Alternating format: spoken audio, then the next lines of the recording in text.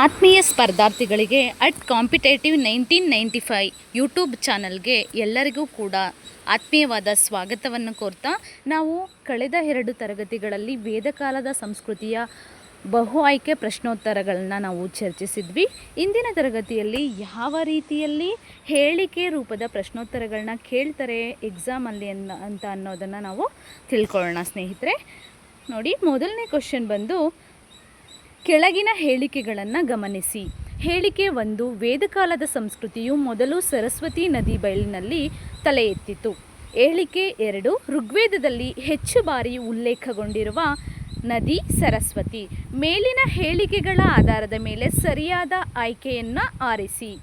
ನೋಡಿ, ವೇದಕಾಲದ ಸಂಸ್ಕೃತಿ ಮೊದಲು ಸರಸ್ವತಿ ನದಿ ಬಯಲಿನಲ್ಲಿ ತಲೆ ಎತ್ತುತ್ತೆ, ಹಾಗೆ ಋಗ್ವೇದದಲ್ಲಿ ಹೆಚ್ಚು ಬಾರಿ ಉಲ್ಲೇಖಗೊಂಡಿರುವ ನದಿ ಸರಸ್ವತಿ ಅಂತ ಇದೆ ಹೇಳಿಕೆಗಳು. ಸೊ ಇವುಗಳ ಆಧಾರದ ಮೇಲೆ ಯಾವುದು ಸರಿಯಾದ ಆಯ್ಕೆ ಅನ್ನೋದನ್ನು ನಾವು ನೋಡೋದಾದರೆ ಹೇಳಿಕೆ 1 ಮತ್ತು ಹೇಳಿಕೆ 2 ಕೂಡ ಸರಿಯಾಗಿದ್ದಾವೆ, ಮತ್ತು ಹೇಳಿಕೆ 2 ಹೇಳಿಕೆ 1ರ ಸರಿಯಾದ ವಿವರಣೆಯಾಗಿದೆ. ಬಿ, ಹೇಳಿಕೆ 1 ಮತ್ತು ಹೇಳಿಕೆ 2 ಕೂಡ ಸರಿಯಾಗಿವೆ, ಆದರೆ ಹೇಳಿಕೆ 2 ಹೇಳಿಕೆ 1ರ ಸರಿಯಾದ ವಿವರಣೆ ಅಲ್ಲ. ಮತ್ತು ಸಿ ಬಂದು ಹೇಳಿಕೆ 1 ಸರಿಯಾಗಿದೆ, ಆದರೆ ಹೇಳಿಕೆ 2 ತಪ್ಪಾಗಿದೆ. ಡಿ, ಹೇಳಿಕೆ 1 ತಪ್ಪಾಗಿದೆ, ಆದರೆ ಹೇಳಿಕೆ 2 ಸರಿಯಾಗಿದೆ. ನೋಡಿ, ಈ ಥರ ನೋಡಿದಾಗ ನಮಗೆ ಫುಲ್ ಕನ್ಫ್ಯೂಸ್ ಆಗುತ್ತೆ. ನೋಡಿ, ತಲೆ ಕೆಡಿಸ್ಕೊಳ್ಳೋ ಅಂತ ನೆಸಿಟಿ ಇಲ್ಲ, ಯಾಕಂತಂದರೆ ನಾವು ಚೆನ್ನಾಗಿ ಒಂದು ವಿಷಯವನ್ನು ತಿಳ್ಕೊಂಡಿದಾಗ ಅದರ ಆನ್ಸರ್ ನೀವು ಆರಾಮಾಗಿ ನೋಡಿ. ಕಳೆದ ನಾವು ಮಲ್ಟಿಪಲ್ ಚಾಯ್ಸ್ ಕ್ವಶನ್ಸಲ್ಲಿ ಇದ್ರ ಬಗ್ಗೆ ಚರ್ಚಿಸಿದ್ವಿ. ಸೊ ಹಂಗಾಗಿ ನಾವು ವಿಷಯವನ್ನು ತಿಳ್ಕೊಂಡಿರೋದ್ರಿಂದ ನಾವು ಆರಾಮಾಗಿ ಇದನ್ನು ನೋಡಿದ ತಕ್ಷಣ ಆನ್ಸರು ಸರಿಯಾಗಿದೆಯಾ ತಪ್ಪಾಗಿದೆಯಾ ಅಂತ ಅನ್ನೋದನ್ನ ಆರಾಮಾಗಿ ಕಂಡ್ಕೋಬೋದು. ನೋಡಿ, ಈ ಹೇಳಿಕೆಗಳನ್ನ ನೋಡಿದ ತಕ್ಷಣ ನಮ್ಗೆ ಗೊತ್ತಾಗುತ್ತೆ. ನೋಡಿ, ಆಯ್ಕೆ ಎ ಆಗುತ್ತೆ ಆನ್ಸರ್ ಬಂದು. ಹೇಳಿಕೆ 1 ಮತ್ತು ಹೇಳಿಕೆ 2 ಕೂಡ ಸರಿಯಾಗಿವೆ, ಮತ್ತು ಹೇಳಿಕೆ 2 ಹೇಳಿಕೆ 1ರ ಸರಿಯಾದ ವಿವರಣೆಯಾಗಿದೆ ಅಂತ ನಾವು ತಿಳ್ಕೊಳ್ತೀವಿ. ಆಯಿತಾ? ನೆಕ್ಸ್ಟು ಮುಂದಿನ ಪ್ರಶ್ನೆ, 2ನೇ ಪ್ರಶ್ನೆ. ಕೆಳಗಿನ ಹೇಳಿಕೆಗಳನ್ನು ಗಮನಿಸಿ. ಹೇಳಿಕೆ 1, ಪೂರ್ವ ವೇದಕಾಲದಲ್ಲಿ ರಾಜನ್ ಸರ್ವಾಧಿಕಾರಿಯಾಗಿರಲಿಲ್ಲ ಮತ್ತು ರಾಜತ್ವವು ವಂಶ ಪಾರಂಪರ್ಯವೂ ಆಗಿರಲಿಲ್ಲ. ಹೇಳಿಕೆ 2, ಸಭಾ, ಸಮಿತಿ ಮತ್ತು ವಿಧಾತಗಳೆಂಬ ರಾಜಕೀಯ ಸಂಸ್ಥೆಗಳು ಆಡಳಿತದಲ್ಲಿ ಪ್ರಮುಖ ಪಾತ್ರವನ್ನು ವಹಿಸುತ್ತಿದ್ದವು ಅಂತ. ಆಯಿತಾ? ಇನ್ನೊಂದು ಸಾರಿ ಹೇಳ್ತೀನಿ, ಹೇಳಿಕೆಗಳು ಗಮನಿಸಿ. ಹೇಳಿಕೆ 1 ಏನಿದೆ ಅಂತ ಅಂದರೆ ಪೂರ್ವ ವೇದಕಾಲದಲ್ಲಿ ರಾಜನ್ ಸರ್ವಾಧಿಕಾರಿ ಆಗಿರೋದಿಲ್ಲ ಮತ್ತು ರಾಜತ್ವ ವಂಶ ಪಾರಂಪರ್ಯನೂ ಆಗಿರೋದಿಲ್ಲ ಅಂತ. ಆಯಿತಾ? ಹೇಳಿಕೆ 2, ಸಭಾ, ಸಮಿತಿ ಮತ್ತು ವಿಧಾತಗಳೆಂಬ ರಾಜಕೀಯ ಸಂಸ್ಥೆಗಳು ಆಡಳಿತದಲ್ಲಿ ಪ್ರಮುಖ ಪಾತ್ರವನ್ನು ವಹಿಸ್ತಾ ಇದ್ದವು ಅಂತ ಅನ್ನೋದು. ಆಯಿತಾ? ಇದಕ್ಕೆ ಏನು ಹೇಳಿಕೆ ಕೊಟ್ಟಿದ್ದಾರೆ ನೋಡಿ, ಏನು ಕೊಟ್ಟಿದ್ದಾರೆ ಆಯ್ಕೆಯನ್ನು ನೋಡೋದಾದರೆ, ಮೇಲಿನ ಹೇಳಿಕೆಗಳ ಆಧಾರದ ಮೇಲೆ ಸರಿಯಾದ ಆಯ್ಕೆಯನ್ನು ಆರಿಸಿ. ಮೇಲಿನ ಹೇಳಿಕೆಗಳ ಆಧಾರದ ಮೇಲೆ ಸರಿಯಾದ ಆಯ್ಕೆಯನ್ನು ಆರಿಸಿ ಅಂತ ಕೊಟ್ಟಿದ್ದಾರೆ. ಎ ಬಂದು ಹೇಳಿಕೆ 1 ಮತ್ತು ಹೇಳಿಕೆ 2 ಕೂಡ 2 ಸರಿಯಾಗಿವೆ. ಕಾಣಿಸ್ತಾ ಇದೆಯಲ್ವ ನಿಮಗೆ ಸ್ನೇಹಿತರೆ? ಹೇಳಿಕೆ 1 ಮತ್ತು ಹೇಳಿಕೆ 2 ಸರಿಯಾಗಿವೆ, ಮತ್ತು ಹೇಳಿಕೆ 2 ಹೇಳಿಕೆ 1ರ ಸರಿಯಾದ ವಿವರಣೆಯಾಗಿದೆ. ನೋಡಿ, ಹಾಗೆಯೇ ಬಿ ಬಂದು ಹೇಳಿಕೆ 1 ಮತ್ತು ಹೇಳಿಕೆ 2 ಸರಿಯಾಗಿವೆ, ಆದರೆ ಹೇಳಿಕೆ 2 ಹೇಳಿಕೆ 1ರ ಸರಿಯಾದ ವಿವರಣೆಯಲ್ಲ. ಸಿ, ಹೇಳಿಕೆ 1 ಸರಿಯಾಗಿದೆ, ಆದರೆ ಹೇಳಿಕೆ 2 ತಪ್ಪಾಗಿದೆ. ಡಿ, ಹೇಳಿಕೆ 1 ತಪ್ಪಾಗಿದೆ, ಆದರೆ ಹೇಳಿಕೆ 2 ಸರಿಯಾಗಿದೆ ಅಂತ ಅನ್ನೋದಾದರೆ ನಾವು ಇವಾಗ ಇಷ್ಟನ್ನು ನೋಡಿದಾಗ ನಮಗೆ ಉತ್ತರ ನಮ್ಗೆ ಆರಾಮಾಗಿ ನಿನ್ನೆ ಕ್ಲಾಸಲ್ಲಿ ನಾವು ಡಿಸ್ಕಸ್ ಮಾಡಿರೋದ್ರಿಂದ ನಮಗೆ ಗೊತ್ತಾಗುತ್ತೆ ಏನು ಆನ್ಸರ್ ಅಂತ ಅನ್ನೋದಾದರೆ. ನೋಡಿ, ಇನ್ನೊಂದು ಸಾರಿ ಕ್ವಶನನ್ನು ನೋಡಿ ಆನ್ಸರನ್ನು ಹಾಕದ. ನೋಡಿ, ಹೇಳಿಕೆ 1 ಪೂರ್ವ ವೇದಕಾಲದಲ್ಲಿ ರಾಜನ್ ಸರ್ವಾಧಿಕಾರಿ ಆಗಿರೋದಿಲ್ಲ, ರಾಜತ್ವ ವಂಶ ಪಾರಂಪರ್ಯನೂ ಆಗಿರೋದಿಲ್ಲ. ಹೇಳಿಕೆ 2, ಸಭಾ, ಸಮಿತಿ, ವಿಧಾತಗಳೆಂಬ ರಾಜಕೀಯ ಸಂಸ್ಥೆಗಳು ಆಡಳಿತದಲ್ಲಿ ತುಂಬ ಪ್ರಮುಖ ಪಾತ್ರವನ್ನು ವಹಿಸ್ತಾ ಇದ್ದವು ಅಂತ ಇದೆ. ಹಾಗಾಗಿ ಆಯ್ಕೆ ಏನಾಗಿದೆ? ಆಯ್ಕೆ ಎ, ಹೇಳಿಕೆ 1 ಮತ್ತು ಹೇಳಿಕೆ 2 ಕೂಡ ಏನಾಗಿದ್ದಾವೆ? ಸರಿಯಾಗಿವೆ. ಆಯಿತಾ? ಹೇಳಿಕೆ 1 ಮತ್ತು ಹೇಳಿಕೆ 2 ಸರಿಯಾಗಿವೆ, ಮತ್ತು ಹೇಳಿಕೆ 2 ಹೇಳಿಕೆ 1ರ ಸರಿಯಾದ ವಿವರಣೆಯಾಗಿದೆ. ಗೊತ್ತಾಯ್ತಲ್ಲ ಸ್ನೇಹಿತರೆ? ಹೇಳಿಕೆ 1 ಮತ್ತು ಹೇಳಿಕೆ 2 ಕೂಡ ಸರಿಯಾಗಿದ್ದಾವೆ, ಹೇಳಿಕೆ 2 ಹೇಳಿಕೆ 1ರ ಸರಿಯಾದ ವಿವರಣೆ ಆಗಿದೆ ಅಂತ. ಆಯಿತಾ? ಮುಂದಿನ ಪ್ರಶ್ನೆಗೆ ಹೋಗೋಣ ನಾವು. ಪ್ರಶ್ನೆ 3, ಕೆಳಗಿನ ಹೇಳಿಕೆಗಳನ್ನು ಗಮನಿಸಿ. ಹೇಳಿಕೆ 1, ಉತ್ತರ ವೇದಕಾಲದಲ್ಲಿ ಸ್ತ್ರೀಯರ ಸ್ಥಾನಮಾನದಲ್ಲಿ ಭಾರೀ ಕುಸಿತ ಉಂಟಾಯಿತು. ಹೇಳಿಕೆ 2, ಸ್ತ್ರೀಯರು ಶಿಕ್ಷಣದಿಂದ ವಂಚಿತರಾದರು ಮತ್ತು ರಾಜಕೀಯ ಸಂಸ್ಥೆಗಳಿಂದ ದೂರವಾದರು. ನೋಡಿ, ಹೇಳಿಕೆಗಳನ್ನ ನೀವು ಗಮನಿಸ್ಬಿಟ್ರೆ ನಾವು ಆಯ್ಕೆ ಕೊಟ್ಟಾಗ ನೀವು ಯಾವ್ದು ಸರಿಯಾಗಿದೆ ಯಾವ್ದು ತಪ್ಪಾಗಿದೆ ಅಂತ ನೀವು ನೋಡ್ಕೋಬೋದು. ಅದಕ್ಕೆ ನಾನು 2 ಸಾರಿ ಹೇಳ್ತಾ ಇದ್ದೀನಿ, ನೋಡ್ಕೊಳ್ಳಿ. ಹೇಳಿಕೆ 1, ಉತ್ತರ ವೇದ ಕಾಲದಲ್ಲಿ ಸ್ತ್ರೀಯರ ಸ್ಥಾನಮಾನದಲ್ಲಿ ಭಾರೀ ಕುಸಿತ ಉಂಟಾಯಿತು. ಹೇಳಿಕೆ 2, ಸ್ತ್ರೀಯರು ಶಿಕ್ಷಣದಿಂದ ವಂಚಿತರಾದರು ಮತ್ತು ರಾಜಕೀಯ ಸಂಸ್ಥೆಗಳಿಂದ ಏನಾಗ್ತಾರೆ, ದೂರವಾಗ್ತಾರೆ. ಉತ್ತರ ವೇದ ಕಾಲದ್ದು ನಾವು ನೆನೆ ಚರ್ಚಿಸಿದ್ವಿ, ನಿಮಗೆ ಗೊತ್ತಿರುತ್ತೆ. ಆನ್ಸರ್ನ ನೀವು ಗೆಸ್ ಮಾಡಿ. ನೋಡಿ, ಹಾಗೆ ನೋಡೋದ ಮೇಲಿನ ಹೇಳಿಕೆಗಳ ಆಧಾರದ ಮೇಲೆ ಸರಿಯಾದ ಆಯ್ಕೆಯನ್ನು ಆರಿಸಿ. ಹೇಳಿಕೆ 1 ಮತ್ತು ಹೇಳಿಕೆ 2 ಎರಡೂ ಸರಿಯಾಗಿವೆ ಮತ್ತು ಹೇಳಿಕೆ 2 ಹೇಳಿಕೆ 1ರ ಸರಿಯಾದ ವಿವರಣೆಯಾಗಿದೆ. ಬಿ, ಹೇಳಿಕೆ 1 ಮತ್ತು ಹೇಳಿಕೆ 2 ಸರಿಯಾಗಿವೆ, ಆದರೆ ಹೇಳಿಕೆ 2 ಹೇಳಿಕೆ 1ರ ಸರಿಯಾದ ವಿವರಣೆಯಲ್ಲ. ಸಿ, ಹೇಳಿಕೆ 1 ಸರಿಯಾಗಿದೆ ಆದರೆ ಹೇಳಿಕೆ 2 ತಪ್ಪಾಗಿದೆ. ಡಿ, ಹೇಳಿಕೆ 1 ತಪ್ಪಾಗಿದೆ ಆದರೆ ಹೇಳಿಕೆ 2 ಸರಿಯಾಗಿದೆ. ಅರ್ಥ ಆಯ್ತಲ್ಲ ನಿಮಗೆ? ಈಗ ಉತ್ತರವನ್ನು ನೋಡೋಣ. ನೋಡಿ, ಉತ್ತರ ವೇದ ಕಾಲದಲ್ಲಿ ನೋಡಿ, ಪೂರ್ವ ವೇದ ಕಾಲದಲ್ಲಿ ಸ್ತ್ರೀಯರ ಸ್ಥಾನಮಾನ ಚೆನ್ನಾಗಿತ್ತು, ಆಯಿತಾ. ಆದರೆ ಉತ್ತರ ವೇದ ಕಾಲದಲ್ಲಿ ಸ್ತ್ರೀಯರ ಸ್ಥಾನಮಾನದಲ್ಲಿ ತುಂಬ ಕುಸಿತ ಉಂಟಾಗುತ್ತೆ ಮತ್ತು ಸ್ತ್ರೀಯರು ಶಿಕ್ಷಣದಿಂದ ವಂಚಿತರಾಗ್ತಾರೆ, ರಾಜಕೀಯ ಸಂಸ್ಥೆಗಳಿಂದ ಕೂಡ ಏನಾಗ್ತಾರೆ, ದೂರ ಆಗ್ತಾರೆ. ಎರಡೂ ಕೂಡ ಸರಿಯಾಗಿರೋದ್ರಿಂದ ಇದಕ್ಕೆ ಆನ್ಸರ್ ಏನಾಗುತ್ತೆ ಅಂತ ಅಂದರೆ ಹೇಳಿಕೆ 1 ಮತ್ತು ಹೇಳಿಕೆ 2 ಎರಡೂ ಕೂಡ ಸರಿಯಾಗಿವೆ ಮತ್ತು ಹೇಳಿಕೆ 2 ಹೇಳಿಕೆ 1ರ ಸರಿಯಾದ ವಿವರಣೆಯಾಗಿದೆ. ಅರ್ಥ ಆಯ್ತಲ್ವ ನಿಮಗೆ? ಅರ್ಥ ಆಯಿತು ಅಂತ ಅಂದ್ಕೊಂಡಿದ್ದೀನಿ. ಉತ್ತರ ವೇದ ಕಾಲದಲ್ಲಿ ಸ್ತ್ರೀಯರ ಸ್ಥಾನಮಾನದಲ್ಲಿ ಭಾರಿ ಕುಸಿತ ಉಂಟಾಗುತ್ತೆ, ಸ್ತ್ರೀಯರು ಶಿಕ್ಷಣದಿಂದ ವಂಚಿತರಾಗ್ತಾರೆ, ರಾಜಕೀಯ ಸಂಸ್ಥೆಗಳಿಂದ ಕೂಡ ಏನಾಗ್ತಾರೆ, ದೂರವಾಗ್ತಾರೆ. ಸೊ ಹಾಗಾಗಿ ಎರಡೂ ಕೂಡ ಸರಿಯಾಗಿದ್ದಾವೆ, 1ರ ಹೇಳಿಕೆ 2 ಕೂಡ ಸರಿಯಾಗಿವೆ ಅಂತ ಅಂದ್ಬಿಟ್ಟು. ಆಯಿತಾ, ನೆಕ್ಸ್ಟ್ ಮುಂದಿನ ಪ್ರಶ್ನೆಗೆ ಹೋಗೋಣ ನಾವು. ನಂತರ 4ನೇ ಪ್ರಶ್ನೆ, ಕೆಳಗಿನ ಹೇಳಿಕೆಗಳನ್ನು ಗಮನಿಸಿ. ಹೇಳಿಕೆ 1, ಪೂರ್ವ ವೇದ ಕಾಲದಲ್ಲಿ ಮಹಿಳೆಯರಿಗೆ ಸಮಾಜದಲ್ಲಿ ಸೂಕ್ತ ಸ್ಥಾನಮಾನಗಳಿದ್ದವು. ಹೇಳಿಕೆ 2, ಮಹಿಳೆಯರು ರಾಜಕೀಯ ಸಂಸ್ಥೆಗಳಲ್ಲಿಯೂ ಭಾಗವಹಿಸುತ್ತಿದ್ದರು ಮತ್ತು ವಿಧವಾ ವಿವಾಹ ಆಚರಣೆಯಲ್ಲಿತ್ತು. ನೋಡಿ, ಇದನ್ನು ಓದ್ತಾ ನೀವು ಏನಾಗುತ್ತೆ ಅಂತ ರೀಕಾಲ್ ಆದಂಗೆ ಆಗ್ತಿದೆ ಅಲ್ವಾ? ಹೇಳಿಕೆ ರೂಪದ ಪ್ರಶ್ನೋತ್ತರಗಳನ್ನ ನಾವು ನೋಡ್ತಾ ಇದ್ದರೆ, ಯಾಕಂದರೆ ಬಹು ಆಯ್ಕೆ ಪ್ರಶ್ನೋತ್ತರಗಳೇ ಆಲ್ರೆಡಿ ಚರ್ಚಿಸಿರೋದ್ರಿಂದ ಏನಾಗ್ತಿದೆ ಅಂತಂದರೆ ರೀಕಾಲ್ ಆಗ್ದಂಗೆ ಆಗ್ತಿದೆ, ಆಯಿತಾ. ನೋಡಿ, ಪೂರ್ವ ವೇದ ಕಾಲದಲ್ಲಿ ಮಹಿಳೆಯರಿಗೆ ಏನಾಗಿತ್ತು ಅಂದರೆ ಸಮಾಜದಲ್ಲಿ ಸೂಕ್ತ ಸ್ಥಾನಮಾನಗಳಿದ್ದು ಮತ್ತು ಹೇಳಿಕೆ 2 ಬಂದು ಮಹಿಳೆಯರು ರಾಜಕೀಯ ಸಂಸ್ಥೆಗಳಲ್ಲೂ ಕೂಡ ಭಾಗವಹಿಸ್ತಾ ಇದ್ರು ಮತ್ತು ವಿಧವಾ ವಿವಾಹ ಆಚರಣೆಯಲ್ಲಿತ್ತು ಅಲ್ವಾ. ಮೇಲಿನ ಹೇಳಿಕೆಗಳ ಆಧಾರದ ಮೇಲೆ ನಾವು ಸರಿಯಾದ ಆಯ್ಕೆಯನ್ನು ಆರಿಸಿ ಅಂತ ಕೊಟ್ಟಾಗ ನೋಡಿ, ಆಯ್ಕೆ ಎ ಏನಾಗಿದೆ, ಹೇಳಿಕೆ 1 ಮತ್ತು ಹೇಳಿಕೆ 2 ಎರಡೂ ಕೂಡ ಏನಾಗಿದ್ದಾವೆ, ಸರಿಯಾಗಿವೆ ಮತ್ತು ಹೇಳಿಕೆ 2 ಹೇಳಿಕೆ 1ರ ಸರಿಯಾದ ವಿವರಣೆಯಾಗಿದೆ. ನೋಡಿ, ಸರಿಯಾಗಿ ಅರ್ಥ ಮಾಡ್ಕೊಳ್ಳಿ. ನಾವು ಉತ್ತರ ವೇದ ಕಾಲದಲ್ಲಿ ಮಹಿಳೆಯರಿಗೆ ನಾವು ಸರಿಯಾದ ಸಮಾಜದಲ್ಲಿ ಸೂಕ್ತ ಸ್ಥಾನಮಾನಗಳು ಇರೋದಿಲ್ಲ, ಆದರೆ ಪೂರ್ವ ವೇದ ಕಾಲದಲ್ಲಿ ಮಹಿಳೆಯರಿಗೆ ಸಮಾಜದಲ್ಲಿ ಸೂಕ್ತ ಸ್ಥಾನಮಾನಗಳು ಇದ್ದವು ಅನ್ನೋದು ನಮಗೆ ತಿಳಿದು ಬರುತ್ತೆ. ಹಾಗಾಗಿ ನೋಡಿ, ಆಯ್ಕೆ ಎ ಆಯ್ತಲ್ವ, ಆಯ್ಕೆ ಬಿ ಹೇಳಿಕೆ 1 ಮತ್ತು ಹೇಳಿಕೆ 2 ಎರಡೂ ಕೂಡ ಸರಿಯಾಗಿವೆ, ಆದರೆ ಹೇಳಿಕೆ 2 ಹೇಳಿಕೆ 1ರ ಸರಿಯಾದ ವಿವರಣೆಯಲ್ಲ. ಸಿ, ಹೇಳಿಕೆ 1 ಸರಿಯಾಗಿದೆ ಆದರೆ ಹೇಳಿಕೆ 2 ತಪ್ಪಾಗಿದೆ. ಡಿ, ಹೇಳಿಕೆ 1 ತಪ್ಪಾಗಿದೆ ಆದರೆ ಹೇಳಿಕೆ 2 ಸರಿಯಾಗಿದೆ. ಹಾಗಾದರೆ ಯಾವುದು ಆನ್ಸರ್ ಆಗುತ್ತೆ ಅಂತಂದರೆ ಯಾವುದಾಗುತ್ತೆ ಆನ್ಸರು?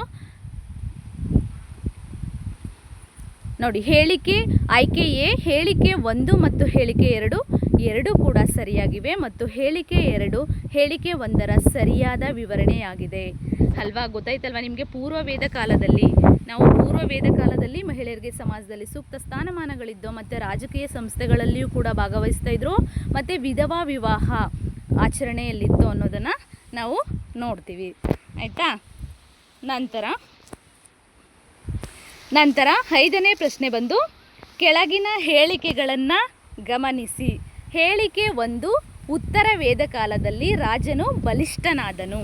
ಉತ್ತರ ವೇದ ಕಾಲದಲ್ಲಿ ರಾಜನು ಬಲಿಷ್ಠನಾದನು. ಹಾಗೆ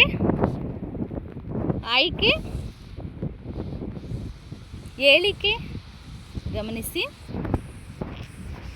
ಸ್ವಲ್ಪ ಇದಿದೆ. ಹೇಳಿಕೆ 2, ವಿಧಾತ ಸಂಪೂರ್ಣವಾಗಿ ಕಣ್ಮರೆಯಾದರೆ ಸಭಾ ಮತ್ತು ಸಮಿತಿಗಳು ತಮ್ಮ ಪ್ರಾಮುಖ್ಯತೆಯನ್ನು ಕಳೆದುಕೊಂಡವು. ಮೇಲಿನ ಹೇಳಿಕೆಗಳ ಆಧಾರದ ಮೇಲೆ ಸರಿಯಾದ ಆಯ್ಕೆಯನ್ನು ಆರಿಸಿ. ನೋಡಿ, ಇನ್ನೊಂದು ಸಾರಿ ಹೇಳ್ತೀನಿ, ಸ್ವಲ್ಪ ಇಲ್ಲಿ ಮೇಲೆ ಕೆಳಗೆ ಇರೋದ್ರಿಂದ ಸ್ವಲ್ಪ ಕನ್ಫ್ಯೂಸ್ ಮಾಡ್ಕೊಬೇಡಿ. ನೋಡಿ, ಪ್ರಶ್ನೆ ಕೆಳಗಿನ ಹೇಳಿಕೆಗಳನ್ನು ಗಮನಿಸಿ ಅಂತ ಇದೆಯಲ್ವಾ, ಅಲ್ಲಿ ಹೇಳಿಕೆ 1 ಇಲ್ಲಿದೆ, ಮೇಲೆ ಹೇಳಿಕೆ 2 ಇದೆ. ಹಾಗಾಗಿ ನೋಡಿ, ಹೇಳಿಕೆ 1 ಉತ್ತರ ವೇದ ಕಾಲದಲ್ಲಿ ರಾಜನು ಬಲಿಷ್ಠನಾದನು. ಆಯಿತಾ, ಹೇಳಿಕೆ 1 ಏನು, ಉತ್ತರ ವೇದ ಕಾಲದಲ್ಲಿ ರಾಜನು ಬಲಿಷ್ಠನಾದನು. ನೋಡಿ, ಹಾಗೆ ಬಂದರೆ ಹೇಳಿಕೆ 2 ವಿಧಾತ ಸಂಪೂರ್ಣವಾಗಿ ಕಣ್ಮರೆಯಾದರೆ ಸಭಾ ಮತ್ತು ಸಮಿತಿಗಳು ತಮ್ಮ ಪ್ರಾಮುಖ್ಯತೆಯನ್ನು ಕಳೆದುಕೊಂಡವು. ಮೇಲಿನ ಹೇಳಿಕೆಗಳ ಆಧಾರದ ಮೇಲೆ ಸರಿಯಾದ ಆಯ್ಕೆಯನ್ನು ಆರಿಸಿ ಅಂತ ಕೊಟ್ಟಿದ್ದಾರೆ. ಆಯಿತಾ, ಹೇಳಿಕೆಗಳು ಅರ್ಥ ಆಯ್ತಲ್ವಾ. ಈಗ ನೋಡಿ, ಆಯ್ಕೆ ಎ ಹೇಳಿಕೆ 1 ಮತ್ತು ಹೇಳಿಕೆ 2 ಸರಿಯಾಗಿವೆ ಮತ್ತು ಹೇಳಿಕೆ 2 ಹೇಳಿಕೆ 1ರ ಸರಿಯಾದ ವಿವರಣೆಯಾಗಿದೆ. ಬಿ ಹೇಳಿಕೆ 1 ಮತ್ತು ಹೇಳಿಕೆ 2 ಕೂಡ ಸರಿಯಾಗಿವೆ, ಆದರೆ ಹೇಳಿಕೆ 2 ಹೇಳಿಕೆ 1ರ ಸರಿಯಾದ ವಿವರಣೆಯಲ್ಲ. ಸಿ ಹೇಳಿಕೆ 1 ಸರಿಯಾಗಿದೆ, ಆದರೆ ಹೇಳಿಕೆ 2 ತಪ್ಪಾಗಿದೆ. ಡಿ ಹೇಳಿಕೆ 1 ತಪ್ಪಾಗಿದೆ, ಆದರೆ ಹೇಳಿಕೆ 2 ಸರಿಯಾಗಿದೆ. ನೋಡಿ, ಈ ಥರ ಕನ್ಫ್ಯೂಸ್ ಮಾಡೋಕ್ಕೆ ಕೊಟ್ಟಿರ್ತಾರೆ. ಹಾಗಾಗಿ ನೀವೇನು ತಲೆ ಕೆಡಿಸ್ಕೊಳ್ಳೋ ನೆಸೆಸಿಟಿ ಇರೋದಿಲ್ಲ. ಒಂದ್ಸರಿ ನೀವು ಆನ್ಸರನ್ನು ಸರಿಯಾಗಿ ಗಮನಿಸಿದ್ರೆ ಯಾವುದು ಆನ್ಸರ್ ಅಂತ ಅನ್ನೋದು ನಿಮಗೆ ಆರಾಮಾಗಿ ಗೊತ್ತಾಗುತ್ತೆ. ಆಯಿತಾ, ಇನ್ನೊಂದು ಸರಿ ನಾವು ಕ್ವಶನನ್ನು ನೋಡೋಣ. ಏನು ಉತ್ತರ ವೇದ ಹೇಳಿಕೆ 1 ಏನು ಹೇಳಿದ್ದಾರೆ, ಉತ್ತರ ವೇದ ಕಾಲದಲ್ಲಿ ರಾಜನು ಬಲಿಷ್ಠನಾದನು. ಆದರೆ ಹೇಳಿಕೆ 2 ವಿಧಾತ ಸಂಪೂರ್ಣವಾಗಿ ಕಣ್ಮರೆಯಾದರೆ ಸಭಾ ಮತ್ತು ಸಮಿತಿಗಳು ತಮ್ಮ ಪ್ರಾಮುಖ್ಯತೆಯನ್ನು ಕಳೆದುಕೊಂಡವು. ಸೊ ಹಂಗಾಗಿ ಏನು ಮೇಲಿನ ಹೇಳಿಕೆಗಳ ಆಧಾರದ ಮೇಲೆ ಸರಿಯಾದ ಆಯ್ಕೆ ಯಾವುದು ಅಂದರೆ ಎ ಏನಾಗುತ್ತೆ, ಸರಿಯಾದ ಆಯ್ಕೆ ಯಾವುದಾಗುತ್ತೆ, ಹೇಳಿಕೆ 1 ಮತ್ತು ಹೇಳಿಕೆ 2 ಕೂಡ ಸರಿಯಾಗಿವೆ ಮತ್ತು ಹೇಳಿಕೆ 2 ಹೇಳಿಕೆ 1ರ ಸರಿಯಾದ ವಿವರಣೆಯಾಗಿದೆ. ಗೊತ್ತಾಯ್ತಲ್ಲ ಸ್ನೇಹಿತರೆ.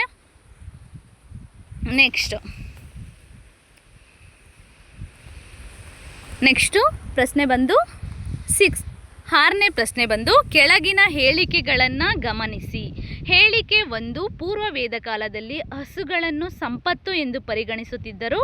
ಹೇಳಿಕೆ 2 ಹಸುಗಳಿಗಾಗಿ ಯುದ್ಧಗಳು ನಡೆಯುತ್ತಿದ್ದವು. ನೋಡಿ, ಹೇಳಿಕೆಗಳನ್ನ ನಾನು 2 ಸಾರಿ ಹೇಳ್ತೀನಿ, ಆಯ್ಕೆ ಮಾತ್ರ 1 ಬಾರಿ ಹೇಳ್ತೀನಿ, ಕೇಳಿಸ್ಕೊಳ್ಳಿ. ಹೇಳಿಕೆ 1 ಪೂರ್ವ ವೇದ ಕಾಲದಲ್ಲಿ ಹಸುಗಳನ್ನು ಸಂಪತ್ತು ಎಂದು ಪರಿಗಣಿಸುತ್ತಿದ್ದರು. ಹೇಳಿಕೆ 2 ಹಸುಗಳಿಗಾಗಿ ಯುದ್ಧಗಳು ನಡೆಯುತ್ತಿದ್ದವು. ಮೇಲಿನ ಹೇಳಿಕೆಗಳ ಆಧಾರದ ಮೇಲೆ ಸರಿಯಾದ ಆಯ್ಕೆಯನ್ನು ಆರಿಸಿ ಅಂತ ಕೊಟ್ಟಿದ್ದಾರೆ. ಹಾಗಾದರೆ ಯಾವುದು ಸರಿಯಾದ ಆಯ್ಕೆ ಅನ್ನೋದನ್ನು ನಾವು ನೋಡೋಣ. ಹೇಳಿಕೆ ಏನಾಗಿದೆ, ಹೇಳಿಕೆ 1 ಮತ್ತು ಹೇಳಿಕೆ 2 ಕೂಡ ಸರಿಯಾಗಿವೆ ಮತ್ತು ಹೇಳಿಕೆ 2 ಹೇಳಿಕೆ 1ರ ಸರಿಯಾದ ವಿವರಣೆಯಾಗಿದೆ. ಆಯಿತಾ. ಹೇಳಿಕೆ ಬಿ ನೋಡಿ, ಬಿ ಆಯ್ಕೆ ಬಿ ಬಂದು ಹೇಳಿಕೆ 1 ಮತ್ತು ಹೇಳಿಕೆ 2 ಸರಿಯಾಗಿವೆ, ಆದರೆ ಹೇಳಿಕೆ 2 ಹೇಳಿಕೆ 1ರ ಸರಿಯಾದ ವಿವರಣೆಯಲ್ಲ. ಸಿ ನೋಡಿ, ಮೇಲಿಂದ ನಾನು ಕೆಳಗಡೆ ಸ್ಕ್ರೋಲ್ ಮಾಡಿದ್ದೀನಿ ಅಷ್ಟೇನೆ, ಏನು ಕನ್ಫ್ಯೂಸ್ ಮಾಡ್ಕೊಳ್ಳೋ ನೆಸೆಸಿಟಿ ಇಲ್ಲ. ಸಿ ಹೇಳಿಕೆ 1 ಸರಿಯಾಗಿದೆ, ಆದರೆ ಹೇಳಿಕೆ 2 ತಪ್ಪಾಗಿದೆ. ಡಿ ಹೇಳಿಕೆ 1 ತಪ್ಪಾಗಿದೆ, ಆದರೆ ಹೇಳಿಕೆ 2 ಸರಿಯಾಗಿದೆ. ಹಾಗಾದರೆ ಸರಿಯಾದ ಉತ್ತರ ಏನಾಗಿದೆ ಸ್ನೇಹಿತರೆ ಅಂತ ಅಂದರೆ ನೋಡಿ, ಆಯ್ಕೆ ಎ ಹೇಳಿಕೆ 1 ಮತ್ತು ಹೇಳಿಕೆ 2 ಕೂಡ ಸರಿಯಾಗಿವೆ ಮತ್ತು ಹೇಳಿಕೆ 2 ಹೇಳಿಕೆ 1ರ ಸರಿಯಾದ ವಿವರಣೆಯಾಗಿದೆ. ನೋಡಿ, 2 ಕೂಡ ನೋಡಿ, ಪೂರ್ವವೇದ ಕಾಲದಲ್ಲಿ ಹಸುಗಳನ್ನ ಸಂಪತ್ತು ಅಂತ ಪರಿಗಣಿಸಿದ್ರು ಮತ್ತು ಹಸುಗಳಿಗಾಗಿನೇ ಏನು ಮಾಡ್ತಾಯಿದ್ರು, ಯುದ್ಧಗಳನ್ನು ನಡೆಸ್ತಾ ಇದ್ರು. ಯಾವ ಕಾಲದಲ್ಲಿ, ಪೂರ್ವವೇದ ಕಾಲದಲ್ಲಿ. ನೋಡಿ, ಪೂರ್ವವೇದ ಕಾಲ ಮತ್ತು ಉತ್ತರ ವೇದ ಕಾಲಕ್ಕೆ ಆಪೋಸಿಟ್ ಅಂದರೆ ತುಂಬ ಡಿಫ್ರೆನ್ಸ್ ಬರುತ್ತೆ. ಸೊ ಹಂಗಾಗಿ ಪೂರ್ವವೇದ ಕಾಲದಲ್ಲಿ ಹಸುಗಳಿಗಾಗಿ ಏನು ಮಾಡ್ತಾಯಿದ್ರು, ಯುದ್ಧಗಳನ್ನು ನಡೆಸ್ತಾ ಇದ್ರು. ಅರ್ಥ ಆಯ್ತಲ್ವಾ. ಯಾವುದು ಆನ್ಸರ್ ಆಗುತ್ತೆ ಅಂತಂದರೆ ಆಯ್ಕೆ ಎ ಆಗುತ್ತೆ. ಏನಾಗುತ್ತೆ ಆನ್ಸರು, ಆಯ್ಕೆ ಎ ಆಗುತ್ತೆ. ಕಾಣಿಸ್ತಾ ಇದೆಯಲ್ಲ ನಿಮಗೆ, ಆಯ್ಕೆ ಎ ಆಗುತ್ತೆ. ಹೇಳಿಕೆ 1 ಮತ್ತು ಹೇಳಿಕೆ 2 ಕೂಡ ಸರಿಯಾಗಿವೆ ಮತ್ತು ಹೇಳಿಕೆ 2 ಹೇಳಿಕೆ 1ರ ಸರಿಯಾದ ವಿವರಣೆಯಾಗಿದೆ. ನಂತರ ಮುಂದಿನ ಪ್ರಶ್ನೆಗೆ ನಾವು ಹೋಗೋಣ. ನಂತರ ನೋಡಿ, ಇಲ್ಲಿ ಏನಾಗಿದೆ ಅಂದರೆ ತಪ್ಪಾದದ್ದನ್ನು ನೀವು ಆಯ್ಕೆ ಮಾಡಬೇಕು. ಪ್ರಶ್ನೆ 7 ವೇದಕಾಲದ ಬಗ್ಗೆ ಈ ಕೆಳಗಿನ ಹೇಳಿಕೆಗಳನ್ನು ಪರಿಗಣಿಸಿ ಅಂತ ಕೊಟ್ಟಿದ್ದಾರೆ ಅಲ್ವಾ. ವೇದಕಾಲದ ಬಗ್ಗೆ ಈ ಕೆಳಗಿನ ಹೇಳಿಕೆಗಳಲ್ಲಿ ನೋಡಿ ಗಮನಿಸಬೇಕು ನೀವು. 1ನೇದು ಆಯ್ಕೆ 1 ವೇದ ಎಂದರೆ ಜ್ಞಾನ. ಆಯ್ಕೆ 2 ವೇದಗಳು ಸಂಸ್ಕೃತ ಭಾಷೆಯಲ್ಲಿವೆ. ಆಯ್ಕೆ 3 ಅಥರ್ವಣ ವೇದವು ಪ್ರಾಚೀನವಾದದ್ದು.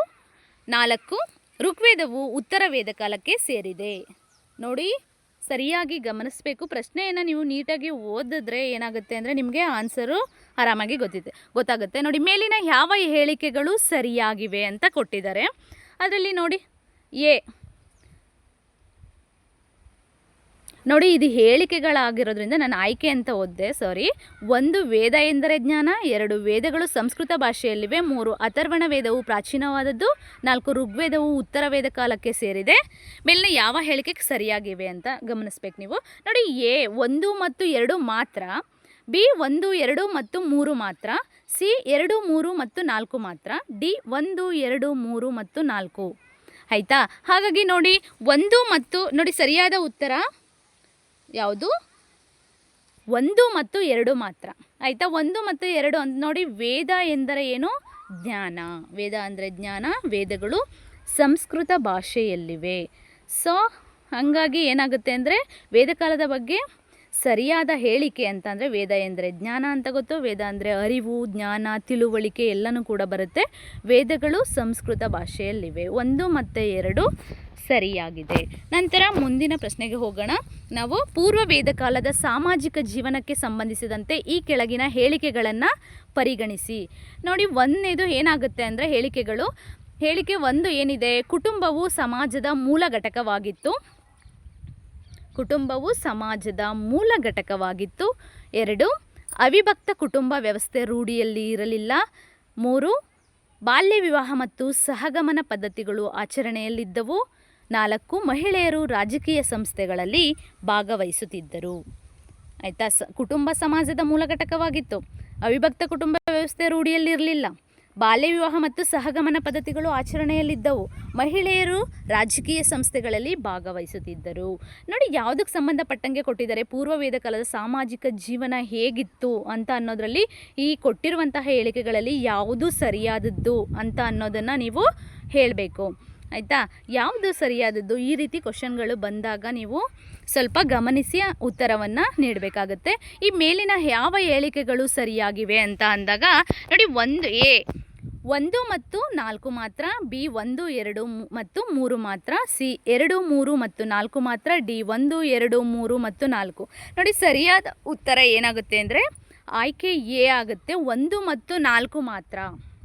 ನೋಡಿ, 1 ಮತ್ತು 4 ಮಾತ್ರ. ಏನಿದೆ 1 ಮತ್ತು 4?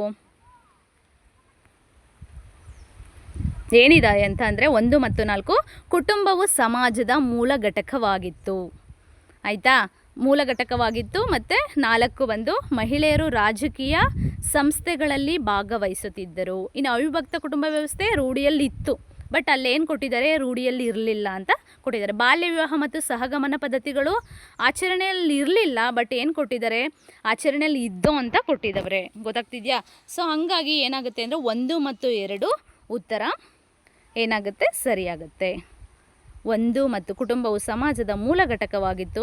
ಮಹಿಳೆಯರು ರಾಜಕೀಯ ಸಂಸ್ಥೆಗಳಲ್ಲಿ ಭಾಗವಹಿಸುತ್ತಿದ್ದರು. ಅವಿಭಕ್ತ ಕುಟುಂಬ ವ್ಯವಸ್ಥೆ ರೂಢಿಯಲ್ಲಿ ಇರಲಿಲ್ಲ ಅಂತ ಕೊಟ್ಟಿದ್ದಾರೆ. ಏನಿತ್ತು? ಅವಿಭಕ್ತ ಕುಟುಂಬ ವ್ಯವಸ್ಥೆ ರೂಢಿಯಲ್ಲಿತ್ತು. ಬಾಲ್ಯ ವಿವಾಹ ಮತ್ತು ಸಹಗಮನ ಪದ್ಧತಿಗಳು ಏನಾಗಿತ್ತು? ಆಚರಣೆಯಲ್ಲಿ ಇರಲಿಲ್ಲ. ಆಯಿತಾ? ನಂತರ 9ನೇ ಪ್ರಶ್ನೆ. ಪೂರ್ವ ವೇದ ಕಾಲದ ಆರ್ಥಿಕ ಜೀವನಕ್ಕೆ ಸಂಬಂಧಿಸಿದಂತೆ ಈ ಕೆಳಗಿನ ಹೇಳಿಕೆಗಳನ್ನು ಪರಿಗಣಿಸಿ. 1 ಪಶುಪಾಲನೆ ಮತ್ತು ಬೇಸಾಯವು ಮುಖ್ಯ ಉದ್ಯೋಗವಾಗಿತ್ತು. 2 ಕಬ್ಬಿಣ ಮುಂತಾದ ಲೋಹಗಳ ಉಪಯೋಗವನ್ನು ಅರಿತಿರಲಿಲ್ಲ. ನೋಡಿ, ಪೂರ್ವ ವೇದ ಕಾಲದ ಆರ್ಥಿಕ ಜೀವನಕ್ಕೆ ಸಂಬಂಧಿಸಿದಂಗೆ ನೋಡಿ, ನಾವು ತುಂಬ ಚೆನ್ನಾಗಿ ತಿಳ್ಕೊಂಡಿದ್ರೆ ವಿಷಯವನ್ನು ಈ ಥರ ಹೇಳಿಕೆ ರೂಪದ ಪ್ರಶ್ನೆಗಳು ಬಂದಾಗ ನೀವು ಸುಲಭವಾಗಿ ಉತ್ತರವನ್ನು ನೀಡಬಹುದು. ಪೂರ್ವ ವೇದ ಕಾಲದ ಆರ್ಥಿಕ ಜೀವನಕ್ಕೆ ಸಂಬಂಧಿಸಿದಂಗೆ ಏನು ಸರಿಯಾದ ಹೇಳಿಕೆ ಯಾವುದು ಅಂತ ಅಂದ್ಬಿಟ್ಟು. 1 ಪಶುಪಾಲನೆ ಮತ್ತು ಬೇಸಾಯವು ಮುಖ್ಯ ಉದ್ಯೋಗವಾಗಿತ್ತು. 2 ಕಬ್ಬಿಣ ಮುಂತಾದ ಲೋಹಗಳ ಉಪಯೋಗವನ್ನು ಅರಿತಿರಲಿಲ್ಲ. 3 ವೃತ್ತಿಗಳಲ್ಲಿ ಕೃಷಿ, ವೈದ್ಯಕೀಯ ಮತ್ತು ಪುರೋಹಿತ ವೃತ್ತಿಗಳು ಮುಖ್ಯವಾಗಿದ್ದವು. ಯಾರೇ ಆಗಲಿ ಯಾವ ವೃತ್ತಿಯನ್ನಾದರೂ ಮಾಡಬಹುದಿತ್ತು. ನೋಡಿ, 4 ಕೂಡ ಹೇಳ್ತೀನಿ ಹೇಳಿಕೆಗಳು ಗಮನಿಸಿ. ಪಶುಪಾಲನೆ ಮತ್ತು ಬೇಸಾಯವು ಮುಖ್ಯ ಉದ್ಯೋಗವಾಗಿತ್ತು. ಕಬ್ಬಿಣ ಮುಂತಾದ ಲೋಹಗಳ ಉಪಯೋಗವನ್ನು ಅರಿತಿರಲಿಲ್ಲ. 3 ವೃತ್ತಿಗಳಲ್ಲಿ ಕೃಷಿ, ವೈದ್ಯಕೀಯ ಮತ್ತು ಪುರೋಹಿತ ವೃತ್ತಿಗಳು ಮುಖ್ಯವಾಗಿದ್ದವು. 4 ಯಾರೇ ಆಗಲಿ ಯಾವ ವೃತ್ತಿಯನ್ನಾದರೂ ಮಾಡಬಹುದಿತ್ತು ಅಂತ. ಯಾವುದಕ್ಕೆ ಸಂಬಂಧಪಟ್ಟಿದ್ದು? ಪೂರ್ವ ವೇದಕಾಲದ ಆರ್ಥಿಕ ಜೀವನಕ್ಕೆ ಸಂಬಂಧಪಟ್ಟವು. ಹಾಗಾದರೆ ನೋಡಿ ಏನು ಕೊಟ್ಟಿದ್ದಾರೆ, ಮೇಲಿನ ಯಾವ ಹೇಳಿಕೆಗಳು ಸರಿಯಾಗಿವೆ? ಎ 1, 3 ಮತ್ತು 4 ಮಾತ್ರ, ಬಿ 1, 2 ಮತ್ತು 3 ಮಾತ್ರ, ಸಿ 2, 3 ಮತ್ತು 4 ಮಾತ್ರ, ಡಿ 1, 2, 3 ಮತ್ತು 4 ಮಾತ್ರ. ನೋಡಿ ಸರಿಯಾದ ಉತ್ತರ ಎ ಆಗುತ್ತೆ. ಏನು ಎ ಅಂತ ಅಂದರೆ 1, 3 ಮತ್ತು 4 ಮಾತ್ರ. ನೋಡಿ 1, 3, 4 ಏನಿದ್ದಾವೆ? 1, 3 ನೋಡಿ. 1 ಪಶುಪಾಲನೆ ಮತ್ತು ಬೇಸಾಯವು ಮುಖ್ಯ ಉದ್ಯೋಗವಾಗಿತ್ತು. ಪಶುಪಾಲನೆ ಮತ್ತು ಬೇಸಾಯ ಏನಾಗಿತ್ತು? ಮುಖ್ಯ ಉದ್ಯೋಗವಾಗಿತ್ತು. ಹಾಗೇನೇ ವೃತ್ತಿಗಳಲ್ಲಿ ನೋಡಿ 3 ವೃತ್ತಿಗಳಲ್ಲಿ ಕೃಷಿ, ವೈದ್ಯಕೀಯ ಮತ್ತು ಪುರೋಹಿತ ವೃತ್ತಿಗಳು ಮುಖ್ಯವಾಗಿದ್ದವು. ಯಾರೇ ಆಗಲಿ ಯಾವ ವೃತ್ತಿಯನ್ನಾದರೂ ಕೂಡ ಮಾಡಬಹುದಿತ್ತು. ಅದೇ ರೀತಿ 2 ಏನು ಕೊಟ್ಟಿದ್ದಾರೆ? ಕಬ್ಬಿಣ ಮುಂತಾದ ಲೋಹಗಳ ಉಪಯೋಗವನ್ನು ಅರಿತಿರಲಿಲ್ಲ ಅಂತ ಕೊಟ್ಟಿದ್ದಾರೆ. ಕಬ್ಬಿಣದ ಬಗ್ಗೆ ಅವರಿಗೆ ತಿಳಿದಿತ್ತು. ಆಯಿತಾ? ಯಾರಿಗೆ ತಿಳಿದಿತ್ತು? ಪೂರ್ವ ವೇದಕಾಲದ ಆರ್ಥಿಕ ಜೀವನಕ್ಕೆ ಸಂಬಂಧಪಟ್ಟಂಗೆ ಪೂರ್ವ ವೇದಕಾಲದ ಜನರಿಗೆ ಕಬ್ಬಿಣದ್ದು ಕೂಡ ತಿಳಿದಿತ್ತು. ಸೊ ಹಂಗಾಗಿ 1, 3 ಮತ್ತು 4 ಸರಿಯಾಗಿದ್ದಾವೆ. ನಂತರ ಪ್ರಶ್ನೆ 10. ಉತ್ತರ ವೇದಕಾಲದ ಬದಲಾವಣೆಗಳಿಗೆ ಸಂಬಂಧಿಸಿದಂತೆ ಈ ಕೆಳಗಿನ ಹೇಳಿಕೆಗಳನ್ನು ಪರಿಗಣಿಸಿ. 1 ಗೋತ್ರ ಪದ್ಧತಿ ಆರಂಭವಾಯಿತು. 2 ಚಾತುರಾಶ್ರಮ ವ್ಯವಸ್ಥೆ ಆರಂಭವಾಯಿತು. 3 ಸತಿ ಸಹಗಮನ ಪದ್ಧತಿ ಮತ್ತು ಬಾಲ್ಯ ವಿವಾಹಗಳು ಆರಂಭವಾದವು. ಹಾಗೆ 4 ಧಾರ್ಮಿಕ ಆಚರಣೆಗಳು ಸರಳವೂ ಸುಲಭವೂ ಆಗಿ ಬದಲಾದವು. ನೋಡಿ ಗಮನಿಸ್ತಾ ಇದ್ದೀರಾ? ಯಾವುದಕ್ಕೆ ಸಂಬಂಧಪಟ್ಟಿದ್ದು? ಉತ್ತರ ವೇದಕಾಲದ ಬದಲಾವಣೆಗಳಿಗೆ ಸಂಬಂಧಿಸಿದ್ದು. ಏನು? ಗೋತ್ರ ಪದ್ಧತಿ ಆರಂಭವಾಯಿತು, ಚಾತುರಾಶ್ರಮ ವ್ಯವಸ್ಥೆ ಆರಂಭವಾಯಿತು, ಸತಿ ಸಹಗಮನ ಪದ್ಧತಿ ಮತ್ತು ಬಾಲ್ಯ ವಿವಾಹಗಳು ಆರಂಭವಾದವು, ಧಾರ್ಮಿಕ ಆಚರಣೆಗಳು ಸರಳವೂ ಸುಲಭವೂ ಆಗಿ ಬದಲಾದವು. ಸೊ ಇದರಲ್ಲಿ ಮೇಲಿನ ಯಾವ ಹೇಳಿಕೆಗಳು ಸರಿಯಾಗಿವೆ ಅಂತ? ಎ 1, 2 ಮತ್ತು 3 ಮಾತ್ರ, ಬಿ 1, 2 ಮತ್ತು 4 ಮಾತ್ರ, ಸಿ 2, 3 ಮತ್ತು 4 ಮಾತ್ರ, ಡಿ 1, 2, 3 ಮತ್ತು 4 ಮಾತ್ರ. ನೋಡಿ ಹಾಗಾದರೆ ಯಾವುದು ಸರಿಯಾದ ಉತ್ತರ ಆಗುತ್ತೆ ಅಂದರೆ ಎ 1, 2 ಮತ್ತು 3 ಮಾತ್ರ ಆಗುತ್ತೆ. ಏನು 1, 2 ಮತ್ತು 3 ಏನಿದೆ ನೋಡಿ? ಉತ್ತರ ವೇದಕಾಲದ ಬದಲಾವಣೆಗಳಿಗೆ ಸಂಬಂಧಿಸಿದಂಗೆ ಏನಿದೆ ಅಂತಂದರೆ 1 ಗೋತ್ರ ಪದ್ಧತಿ ಆರಂಭವಾಯಿತು, ಸತಿ ಸಹಗಮನ ಪದ್ಧತಿ ಮತ್ತು ಬಾಲ್ಯ ವಿವಾಹಗಳು ಆರಂಭವಾದವು, ಧಾರ್ಮಿಕ ಆಚರಣೆಗಳು ಏನಾಯಿತು? ಸರಳವೂ ಸುಲಭವೂ ಆಗಿ ಬದಲಾದವು. ಗೊತ್ತಾಗ್ತಿದೆಯಾ? ಈ 3 ಹೇಳಿಕೆಗಳು ಕೂಡ ಸರಿಯಾಗಿದ್ದಾವೆ. ಯಾವುದಕ್ಕೆ? ಉತ್ತರ ವೇದಗಳ ಕಾಲದ ಬದಲಾವಣೆಗಳಿಗೆ ಸಂಬಂಧಿಸಿದಂಗೆ. ನಂತರ 11ನೇ ಪ್ರಶ್ನೆ ಬಂದು ಏನು? ಪ್ರಾಚೀನ ಸರಸ್ವತಿ ನದಿಯ ಬಗ್ಗೆ. ನೋಡಿ ಪ್ರಾಚೀನ ಸರಸ್ವತಿ ನದಿಯ ಬಗ್ಗೆ ಈ ಕೆಳಗಿನ ಹೇಳಿಕೆಗಳನ್ನು ಪರಿಗಣಿಸಿ. 1